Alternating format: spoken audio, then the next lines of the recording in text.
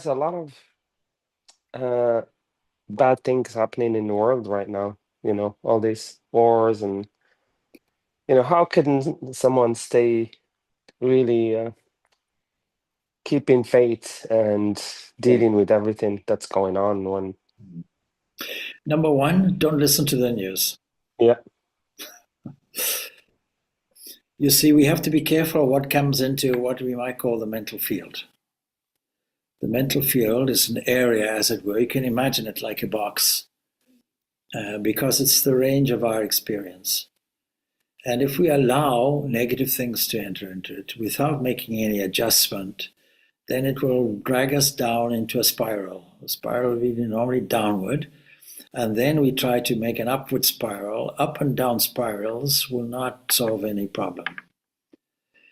Now, the reason why it's important to edit what comes into this field is because, in perspective, this era today in the 21st century is no better or worse than 100 or 1,000 or 2,000 years ago. In fact, around about this time in the last century was a time in between two devastating world wars. Not just wars, but world wars. So there will always be difficulties and struggle and strife, and we learn from the story of Rama. Now, I gave a whole series on Saturdays on the Ramayana. It took 1.5, 2 years perhaps. So let us say 7,000 years ago, there was a huge, huge war on the Indian subcontinent, including Sri Lanka. It was so devastating that it remained in people's memories till today.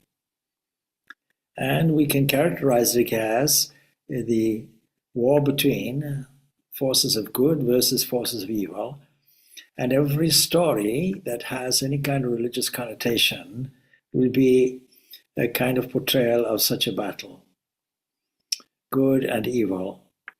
Philosophically, we require both of these. So we can't be too critical of the evil, except to make an adjustment. Fortunately, we are told that there is a cosmic balancing power that comes from age to age and makes a correction. So for some it would be Muhammad comes along, for some it will be Jesus comes along, for some it will be Buddha comes along. Now tomorrow is officially Buddha Purnima, Buddha's birthday, so we may as well say a few things about that.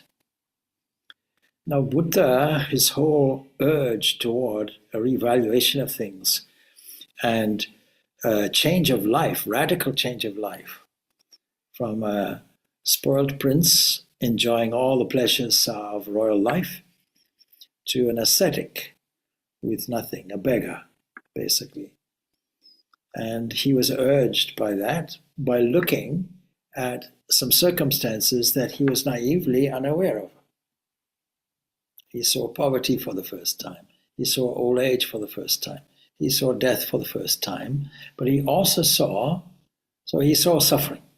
But he also saw somebody who voluntarily was moving about, a mendicant in a wandering way, with the idea that I need to discover, is there more to this life?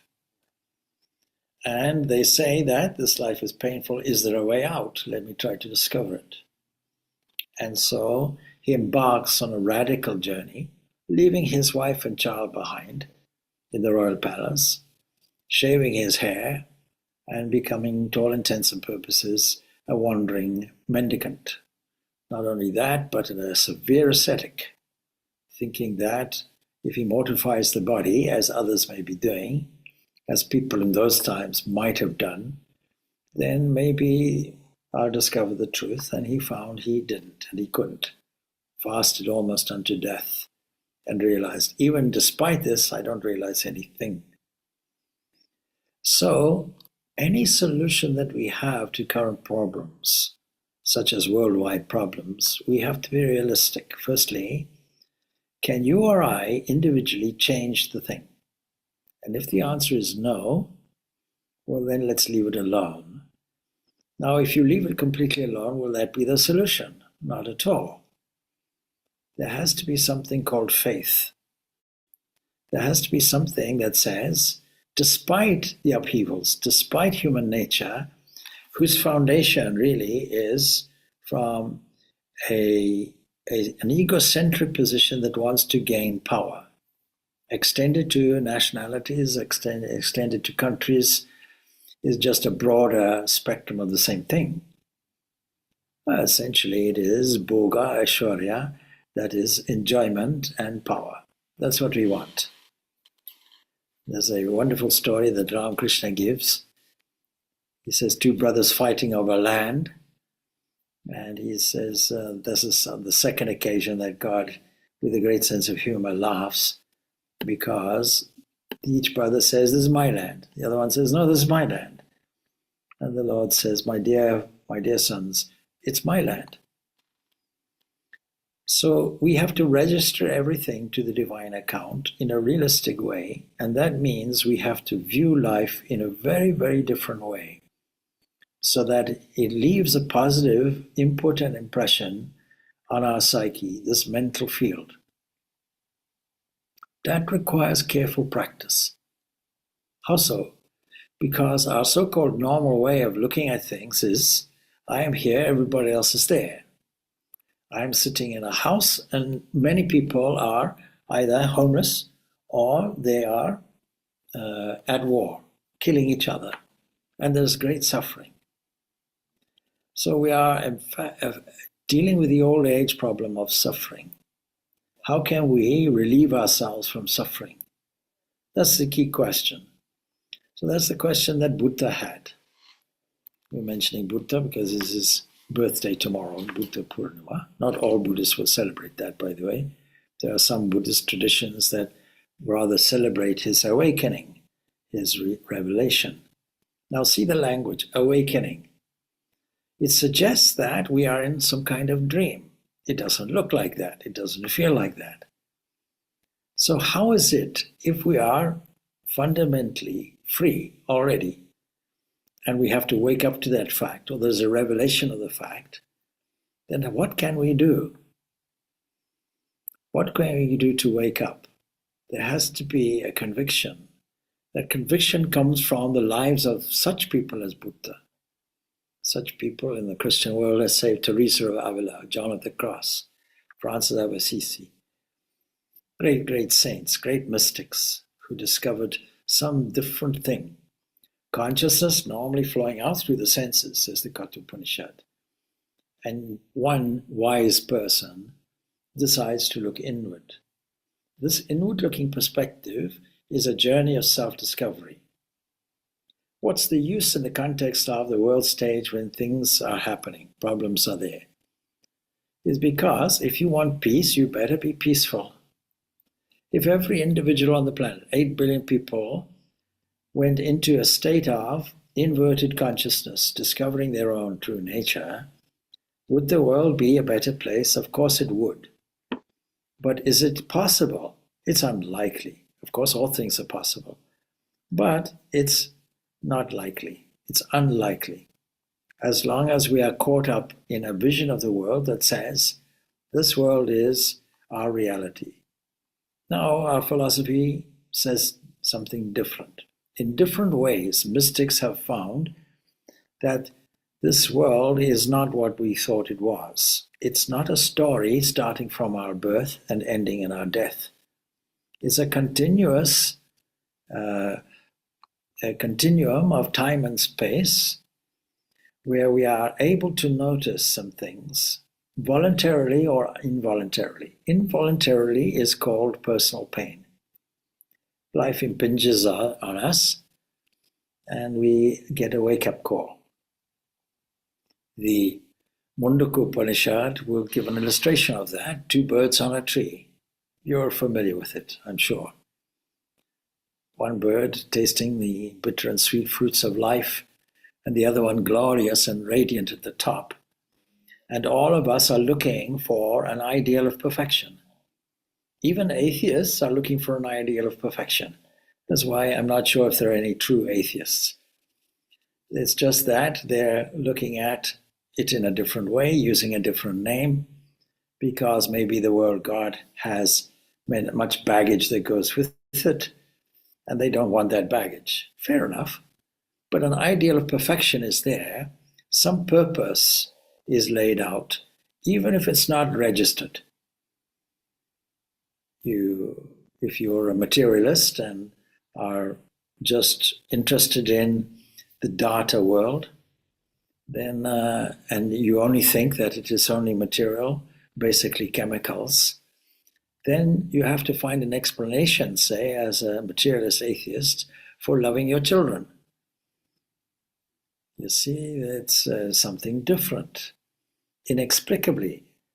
And I don't think that anybody who has, let's say, a family or loved ones or anything of that nature will declare all of this as chemicals. My children are just chemicals.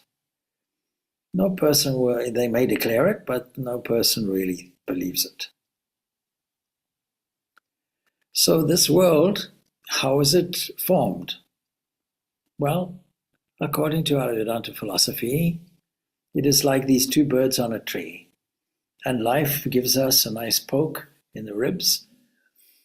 And most of it is orientated around tragedy, deaths, bereavements.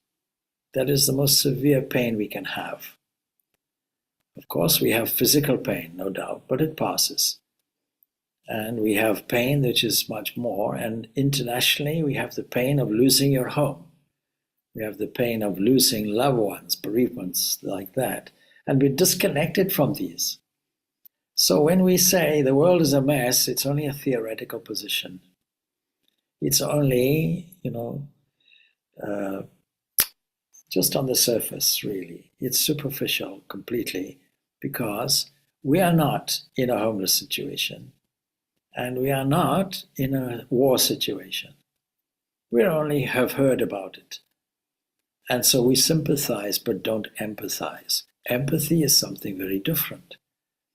Empathy means if somebody has no shoes and is begging on the streets in Rio de Janeiro, then have we ever experienced being barefoot, homeless, full of dirt and squalor, living in a makeshift tin hut or something like that, and struggling for water, food, and sanitary conditions? And for most people who are educated and aware of these things, probably not. Yet the vast millions and millions and millions of people in this kind of condition. So empathy is a very rare quality, and we can only get it, or we can get a glimpse of it, through our own suffering. I'm not glorifying suffering, but suffering has a wonderful, wonderful utility.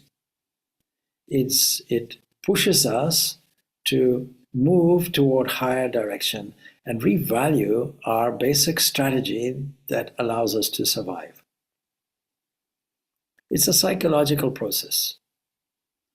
As long as we are psychologically under the illusion that there is an ideal far off, the radiant bird on the tree, that we're attracted to and move toward, and that, of course, is no secret, that bird on the tree in devotional language is called God. I know the word comes with baggage, so we can use any other term we like. The supreme principle, the infinite invisible is my preferred term. So as we are naturally moving up that, drawn from the top and pushed from the bottom, as it were, called evolution, we suffer from forgetfulness, and the world comes in and we repeat the pattern. It's a repetition of a pattern that we previously had. And so we're looking for happiness. We can put it in the analogy as the bird on the lower branches of the tree is trying to taste the bitter and sweet fruits of life. And I always think, when I tell the story, around about August here, where the blackberries come out, and you have no way of knowing by sight anyway whether one fruit is bitter or one fruit is sweet. Your face will tell which one it is.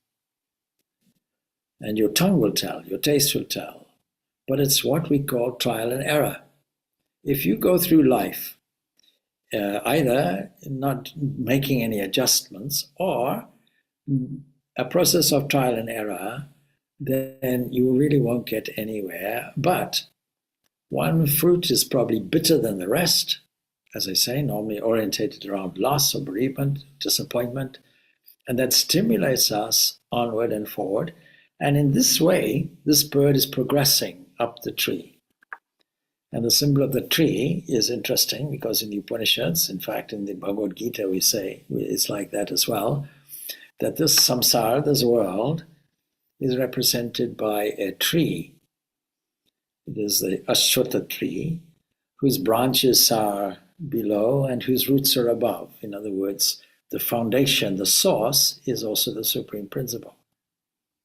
Eventually, of course, the bird on the lower branches migrates and ultimately gets drawn into the position at the top where the radiant bird is standing, and the two find a unity.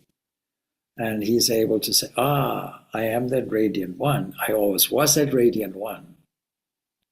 Now, in this example, you might ask a question, how can they be two if there was only originally one? And the only answer is, we are living in an apparitional world and not registering it in this way. So that when Gautama Siddhartha, through frustration and through determination also, with no map, no compass, sits down under the enlightenment tree in Bodh Gaya and resolves, I will not move here until I discover the truth. Truth meaning that which is in me that doesn't change. Outside of me, body, mind, it all changes. The world changes. I want to find out what is the truth. I have seen pain and suffering, that much I know already. Is there a cause for it? Yes, there's a cause for it. A feeling that there is a gap in me that has to be fulfilled from the outside, we call it desire. And when this desire is heightened, we call it passion. And this passion is a kind of external cosmic fishing line that hooks us in and stops our freedom. It limits us and creates pain for us. And then he says, well, there must be a way. Yes, let's do away with all these desires, but that's a negative way. Is there something positive that happens? And his own experience is he transforms in from a Gautama Siddhartha into a Buddha that is one of enlightened intellect. It's not a nothing, it's not a nihilism, it's a positive thing. Something absolutely glorious happens within him. An enlightenment comes. That is the intellect, one of enlightened intellect. The intellect is a kind of light that shines outward and inward simultaneously. And when it shines inward, it sees a reflection of that. We have a language for it in Christianity, say, or Abrahamic religion as such, that we are made in God's image and likeness. If we are made in God's image and likeness, is it God that's going to war?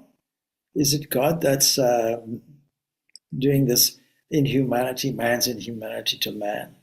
Is it God who's seeking power and glory and things like that? Is it God who is jealous? We may characterize like that, making God a human God. If we were fish, we would have a fish god, says Swami Purnananda. If we're buffaloes, we'd have a buffalo god. We're humans, we require an anthropomorphic version of it. And that's okay. It's not that it's not true, because when we call ourselves a person, we are a microcosm of the macrocosm, the macrocosmic person, the grand Purusha, which is itself the universe. How is it that the bird on the top and the bird who is seeking seem to be different? You see the language, seem to be different. Why do we say seem? Is because when that small bird on the lower branches reaches the top, the small bird disappears. The whole tree disappears. The whole of life disappears. There's no tree to climb anymore.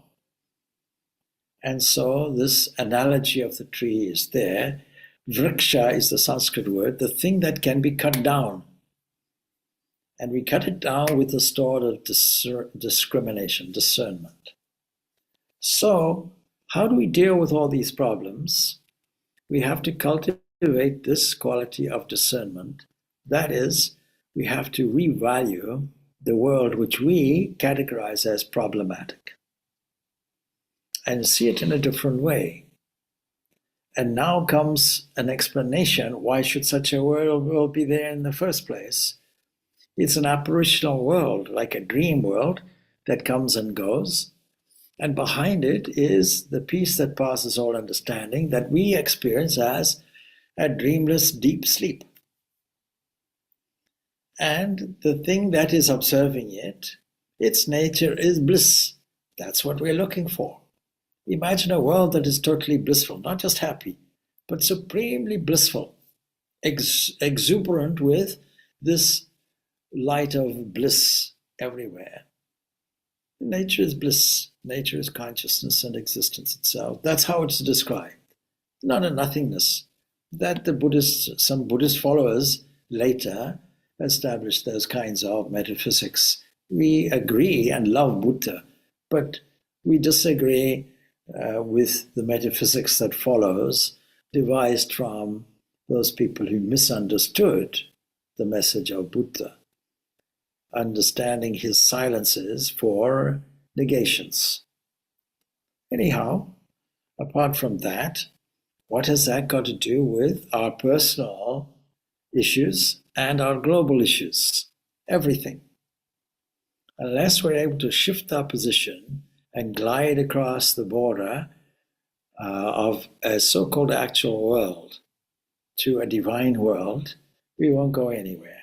Nothing will be solved. Now, if we ourselves cannot go and intervene in global warfare and difficulties and so on and so forth, leaving it to the powerful people, United Nations, politicians, etc., then do we have zero role? Of course we don't, because when we find this peace that passes our understanding internally, it now becomes an influential thing, just as when Buddha got his awakening, he didn't leave it there. He then broadcast a message of, we might say, personal enlightenment or salvation or whatever you like. Salvation means salvation from pain.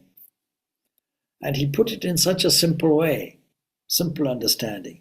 Had he said nothing, would it still have been influential? Yes, it would. Even sitting in a cave and beaming thoughts, knowing that there is only one cosmic mind, it will have its effect. And if there's a congregation of like-minded people who are sitting there beaming all good, positive thoughts, thoughts of nobility, may noble thoughts come to us from all sides is the prayer of the Rig Veda, then it will have an impact, definitely. And it requires some faith. And I'll always remember we were conducting an Enneagram course in Zimbabwe it was, and we had typically a 2, maybe even a 3-week break.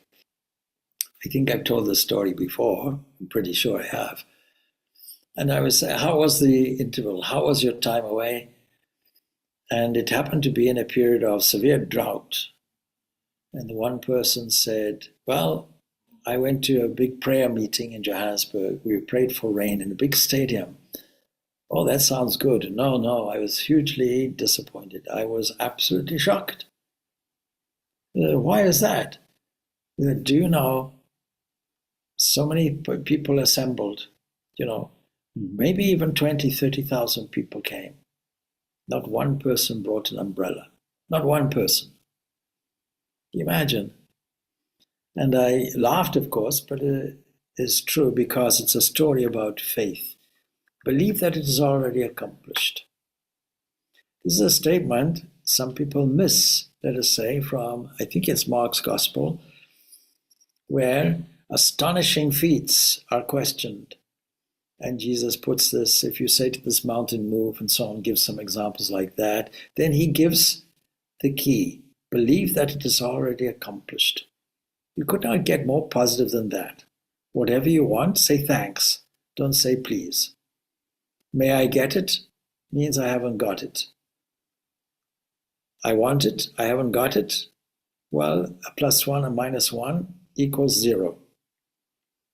Already accomplished, like posting a letter and having faith that the postman will collect it and send it. Things like that. You order something online, you have faith that it will all come. And even the tracking thing you won't even do. You'll just have the faith that it will arrive. That kind of thing. Because we have faith already. We have faith that we'll wake up in the morning. We have faith that the sun will rise, that the sun will set. We have faith in growth.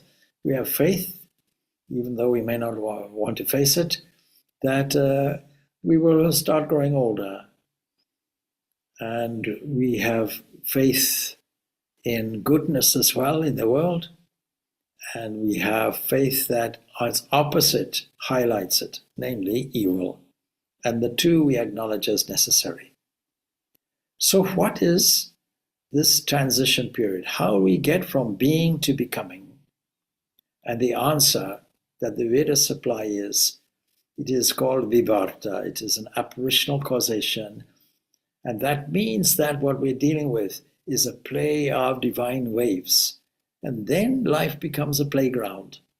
And if life is a playground, then why should we get a headache over it? Now, does that mean to say we should be devoid of moral judgments? We have to be realistic. And that realism, along with seeing God or the divine self in all things, in all beings, in all people and places and events, leads us from compassion to empathy, from empathy, where it stimulates ourselves to social action, to adoration. It's the adoration phase that we have to get to. It's the phase that is the transformative phase. It has the capacity to change without our intention to change it.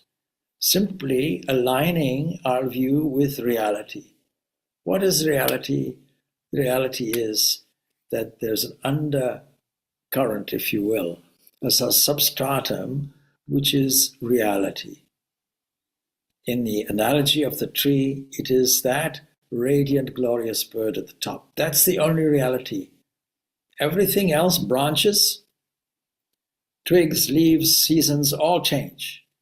But the one reality is that divine, glorious entity that is emanating its glory, and its glory is reflected everywhere if we have an eye to see it. With that view, it's not just a play, it's a glorious play. It's a play of dance, it's a play of song. If we look at it in this way, and then we are dealing with an apparent universe, and we have to introduce the language of seems to be like this, appears to be like that.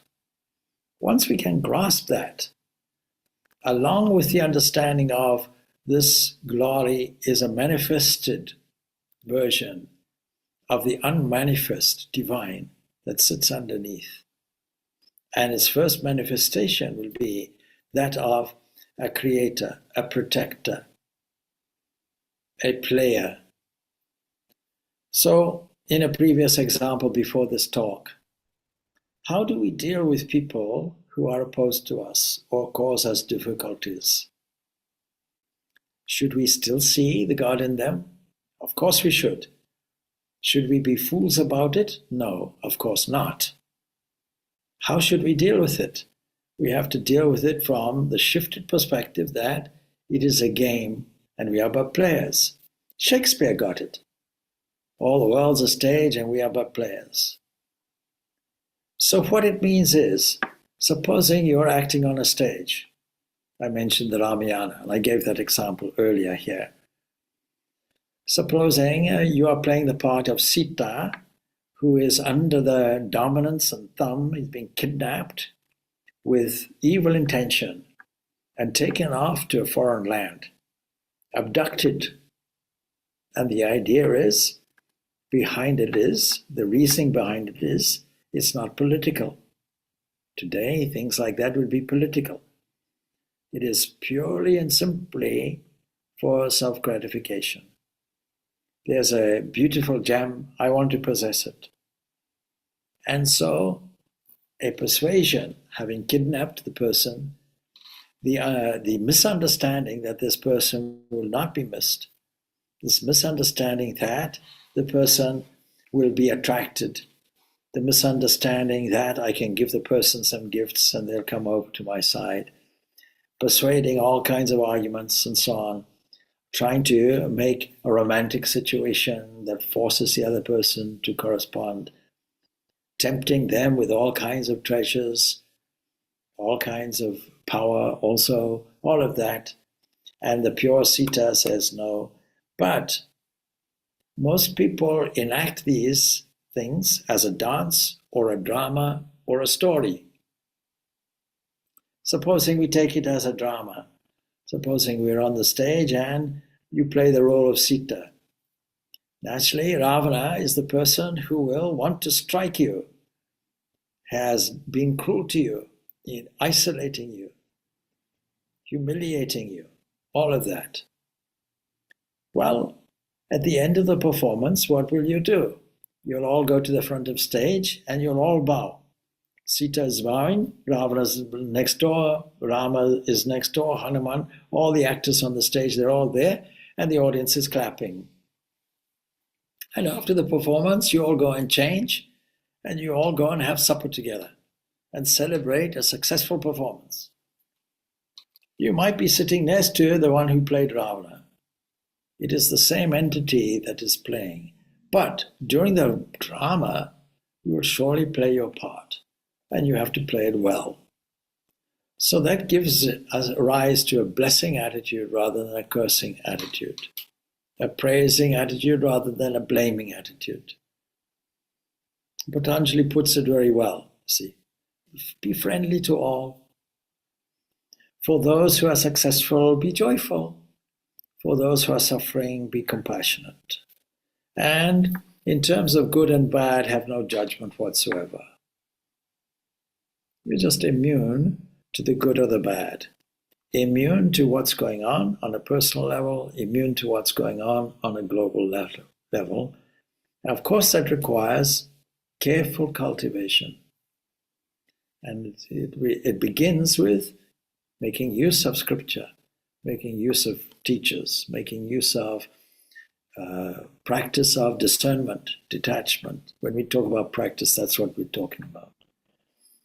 Revaluing the life as not as something that is real and devastating, leading to reactions that tend to tarnish the psyche, but replacing it with a different way of looking at things, seeing the glory, allowing that to trigger a kind of internal rapture that is continuing there, and then experiencing that rapture as emanating from your own nature, which is bliss and blissful.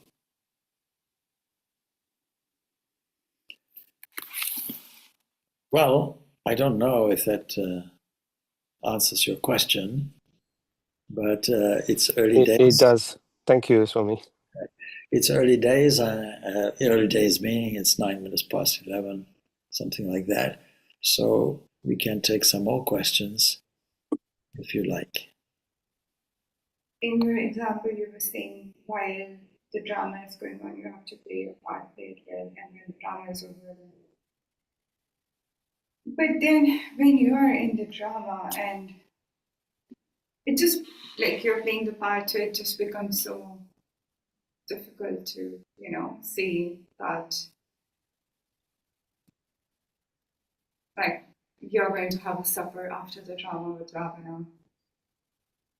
And like you said, it needs the detachment, discernment. Yes. You see, the problem is that when we are playing the drama, we take it so seriously, we exaggerate the drama and create unbelievable drama by virtue of our reaction. When we're in a bad mood and somebody comes into the office and says, "Good morning," what do you mean by that? What are you trying to tell me? What's so good about it? Oh, sorry. You must have had a restless night, something like that. See? So we have to, it's a constant exercise. The internal play is the basis for the external play. And the internal play is waves coming into the mental field, and we have to assess them. What is their quality? Is it an elevated quality, or is it a quality that will introduce us to a lift that takes us down and takes us up? You know, like a department store, you have a lift. First floor, you get this, and second floor, you get that, and so on and so forth. And the top floor, sometimes, is a restaurant or something like that. You know, so we think that it is like that.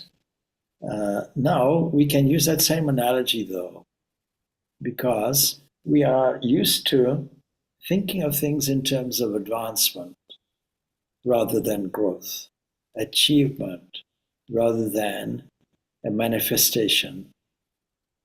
And so we have to get used to saying, if you go up, you have to go down, you know. If you want something on the third floor, well, you have to purchase it and then you have to get down to the ground level again, that kind of thing. So is there a way of remaining upward and stable, seeing the urge to go up and down, if you like, then you resist the urge and you replace it with something better. Given the option of dragging the mind down or bringing the mind up, elevating it to a point of joy, which option will you logically take? You'll take the joyful one. And yet people delight in the pessimism. There are some cultures, no names, no pactoral, that will delight in complaining about the weather or this or that. There are complaining people, you know, because it's a way of interacting socially with other complaining people. Then the whole society becomes pessimistic and complaining, and that becomes a difficult thing. But sunny optimism is hard to come by sometimes. So, coming back to the original point, if you're listening to the media, other than just getting basic information, don't think that I don't listen to the media. And on a daily basis, I do. I want to know what's happening in the world. But I'm doing it from an entirely objective point of view. Just information. I wish to be informed. But emotionally, will we get entangled? And if we choose not to get entangled in it and remain stable, our equilibrium assured, then our outlook will go beyond that, not just a steady mind. Sthita prajna is the statement, is the phrase in the Bhagavad Gita. Somebody of steady wisdom, not just occasional, but it's steady, it's every day. There's a kind of atmosphere of contentment. Will that not also rub off onto the people around? Yes. It will, of course. Without the person saying anything, without a person doing anything. After Buddha's enlightenment, his face must have been shining like the sun. And then those people who don't want to acknowledge it never acknowledged it.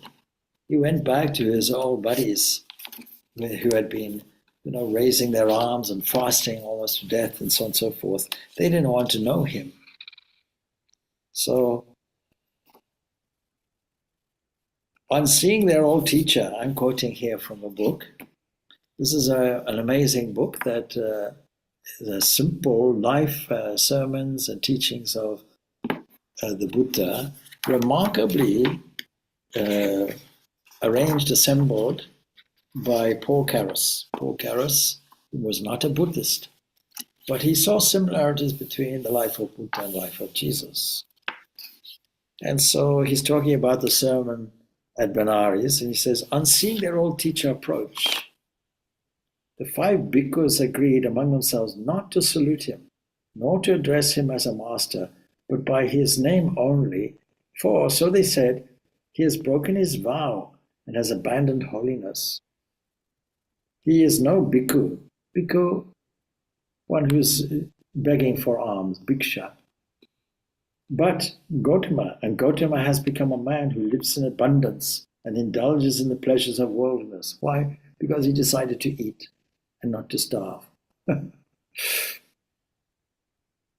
But when the Blessed One approached in a dignified manner, see, steady wisdom, sthita prajna, They involuntarily rose from their seats and greeted him, in spite of their resolution. See the transformation that they saw.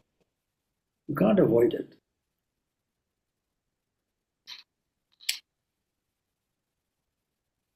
Still, they called him by his name and addressed him as friend, Gautama. When they had thus received the Blessed One, he said, "Do not call the Tathagata, the one who takes you across, by his name, nor address him as friend, for he is the Buddha, the Holy One. The Buddha looks like with a kind heart equally on all living beings. With a kind heart on all living beings, not just awkward people, all living beings. And they therefore call him Father. To respect a father is wrong. To despise him is wicked." The Tathagata, the Buddha continued, "does not seek salvation in austerities, but neither does he for that reason indulge in worldly pleasures. This is a middle path, nor live in abundance. The Tathagata has found the middle path." Now, in the beginning, of course, it might not be like that. And that's the beginning of Buddha's austerities started off. Was there no value in it? Yes, it drove him to a better search, and a search which embraced a kind of celebration of life without getting bogged down in the world or the worldliness of it. There's, of course, fairly recently, if somebody's here, if Puna's here, she'll know, we recently, I mean some months ago, we took a kind of pilgrimage. I was visiting England, and Norwich is not that far away by train, and we took a group of people there because it is the place where Julian of Norwich was. She was there in the 14th century, and she was an anchorite. Anchorite means voluntarily, with some preparation, you get sealed into a room. You enter into a doorway, a small room attached to a church, and that is used for anchorites, and the door is sealed up, so there's no way of getting out. Then you have small windows, one going into the church where the building is attached, and you can have the option, sometimes there's no other window, other times there's one other window where food gets passed in. And there may be an attachment where a maid is there or something like that, somebody who will serve the food or something. And it means you must be able to afford such a life. Now, there were some rules of those days. And that is, the clothing that you wear underneath everything else should be somewhat itchy. It should irritate the skin. And you are allowed to flog yourself, but not the front. You can flog the back. These extreme kinds of austerities were there, and they may have been used in the beginning of something. But all austerities, those which are less extreme, but all austerities, self-control austerities, are designed to strengthen your will. It is only with a strengthened will that you're able to have the perseverance and resolve to continue your journey. Let's take the example of the bird taking the bitter and sweet fruits of life. If there was a resolve, the forgetfulness in the progression of the bird up the tree would not have occurred. In other words, there's a possibility to bypass that whole experience and go directly. How so? Because if our nature is that radiant entity, full of glory, full and free, always, beyond time and space, it's here and now. We should be able to access it here and now. So what we call spiritual practice, spiritual life, is really an exercise in taking away these obstacles. And the most severe obstacle will be the obstacle of egocentricity, where the real authentic self identifies with the passport self, the personality, the persona. In other words, identifies with the part that is being played on this stage of life. We don't do it in a drama. When the drama is finished, we go and take off all the costumes and what have you, and we go and celebrate the performance. So we should, on a daily basis, be able to celebrate our performance, knowing we did well, we had a good performance. As an actor on the stage, we played it as a glorious play with our playmate, the Lord of the universe. And we improve our performance on a daily basis, an hourly basis, a minute by minute basis, a second by second basis, with a sense of joy, not a sense of struggle. Well, I think we can leave it there if there are no other questions. Om Shanti, Shanti, Shanti. Peace, peace, peace be unto all. Thanks. Thank you, Swami. Thank you, Swamiji. Thank you, Swamiji. Thank you, Swamiji. Thank you, Thank you Swami. so much.